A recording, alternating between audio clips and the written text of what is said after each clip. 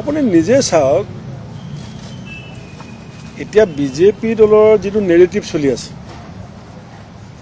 সেইটো সময়ত তিনিচুকীয়া জিলাত কংগ্ৰেছৰ অবজাৰ্ভাৰ কোন যাব লাগে? বিজেপি দলৰ নেৰেটিভটোতো আমি সবেই জানো যে বিজেপিয়ে কংগ্ৰেছক কোনবিলাক কথা কৈ পেলাই ফল ঠেকত পেলাব বিচাৰে। আপুনি তাৰপাছত ডিব্ৰুগড় তিনিচুকীয়ালৈ অবজাৰ্ভাৰ কোন গৈছে, টিকেট কাক কোন, আপোনালোকে নামবিলাক উলিয়াই ল'ব। উত্তৰ প্ৰদেশৰ পৰা আহিছে যে ইমৰান মাছুদ।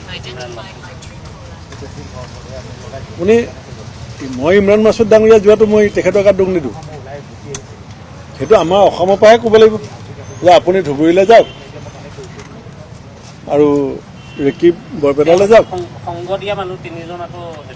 নহয়, সেইটো সুযোগ কোনে দিছে ক'বলৈ মুখ্যমন্ত্ৰীক? তেতিয়াহ'লে আপুনি দলটো কৌশল বনোৱা মানুহ কি জানো? মইতো নাজানো কৌশল কোনে বনাইছে। মই থাকোঁতেতো মই ষ্টাৰ কেম্পেইনাৰ লিষ্ট এতিয়াও আছে মাজুলীত কোনে কেম্পেইনিং কৰিব।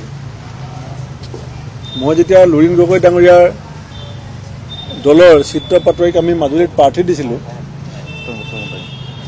চিত্ৰ বসুমতাৰীক যেতিয়া প্ৰাৰ্থী দিছিলোঁ, সেইখন ষ্টাৰ কেম্পেইনাৰ লিষ্ট আপোনালোকৰ হাতত ওলাব, চাব মই কাক দিছোঁ কাক দিয়া নাই। মই গতিকে ৰাজনীতিক যিধৰণে এটা দলে এটা আগ্ৰাসী ৰাজনৈতিক চৰকাৰ থকা দলৰ বিৰুদ্ধে যুঁজিব লাগে, তাত যিবিলাক কৌশল ল'ব লাগে, সেই কৌশলবিলাক ভুল হোৱা বুলি মই সমালোচনা কৰিছোঁ।